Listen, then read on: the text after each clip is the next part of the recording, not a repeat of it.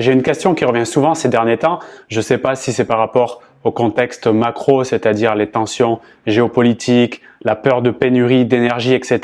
Je ne sais pas trop, mais cette question est, est-ce que tu penses que je vais rester toujours célibataire? Et derrière cette question se cache effectivement la peur de finir seul, de ne pas avoir de partenaire de vie et au fond de recevoir et de donner de l'amour. Et cette question me touche toujours, comme tu le sais, mon but c'est vraiment créer une connexion entre chacun, se rassembler, se réunir sans passer par des manques de respect, des entourloupes, des manipulations ou quoi que ce soit, mais juste en étant OK avec soi-même et en faisant du mieux que nous pouvons chaque jour pour se rapprocher de ce que nous estimons être quelque chose qui est sain, positif, bref, d'apporter de la valeur dans ce monde. Et quand je fais le tour de cette question, j'arrive toujours au même point, c'est-à-dire quel est le profil de femme qui se retrouve célibataire ou qui peut malheureusement avoir du mal à créer un couple stable, durable et solide? Eh bien, ce n'est pas une femme en particulier, ce sont les femmes, et je pourrais même dire les personnes, parce que ça s'adapte aussi aux hommes, qui projettent leur manque sur l'autre et qui leur reprochent de ne pas leur donner assez justement de ce qu'elles manquent. Je vais te donner un exemple pour que ça soit plus clair,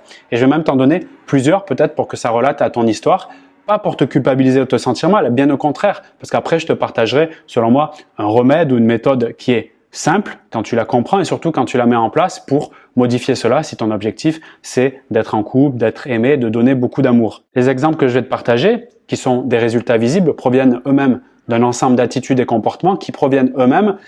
d'un mécanisme de la création de la personnalité. Donc, tu verras qu'il y a quelques patterns qui reviennent, comme on pourrait dire, il y a quelques personnalités, et dès que tu identifies cela, ce qui est déjà un pan de la solution, c'est-à-dire dès que tu prends conscience de ce pattern, c'est-à-dire de ce schéma d'habitude qui amène au résultat final, à partir de là, tu peux commencer à, si tu le désires, parce que c'est une décision aussi, à commencer à modifier et à prendre le contre-pied de ce schéma qui peut être répétitif. Donc, premier exemple, c'est la femme qui a une énergie masculine importante. Par exemple, parlons de prise de décision, aller de l'avant, pas perdre de temps pour des choses inutiles, voire même être pressé. Ce besoin viscéral, cette énergie pour le coup très masculine, quand je rentre en relation avec un homme, si je constate qu'il n'est pas assez tout ce que je suis et que j'aimerais voir plus chez l'autre, eh bien ça va commencer à me peser, me monter, je vais avoir des frustrations, de la colère et à terme, je me retrouverai à nouveau par effet de répétition de ces habitudes, de cet ensemble de comportements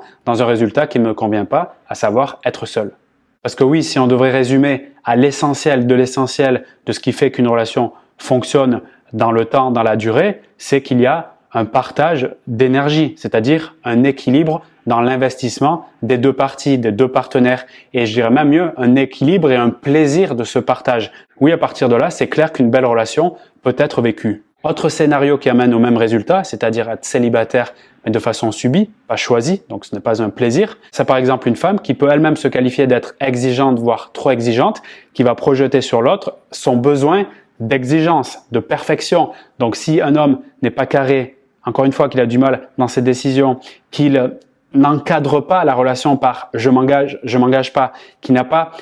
dans ses attitudes, dans ses comportements, quelque chose sur lequel je peux vraiment me sentir en sécurité, un cadre, tout simplement, eh bien, à partir de là, je vais sentir à nouveau de la frustration monter, un déséquilibre entre mes attentes et la réalité, qui est tout simplement, encore une fois, une pulsion non maîtrisée. Et donc, dès que ça va déborder en moi, c'est-à-dire dès que ça va monter en intensité, je vais voir qu'il y a un déséquilibre dans cette relation et je me retrouve encore à la case départ. Autre vécu, même résultat, la femme, pour X raisons, se retrouve dans une situation entre guillemets de paranoïa, c'est-à-dire de difficulté à donner confiance à son partenaire, qui inconsciemment cherche dans toutes ses interactions, que ce soit des SMS, appels, rendez-vous physiques ou même en observant sur les réseaux sociaux, eh bien, des infidélités ou des preuves qu'elle ne peut pas faire confiance à cet homme et encore une fois, qui crée un déséquilibre sans même m'en apercevoir, rendez-vous après rendez-vous après rendez-vous. Et à force de chercher, il y a bien sûr un élément qui intervient, que ce soit un fait ou surtout une interprétation qui démontre, qui prouve que j'ai bien raison de croire que je dois me méfier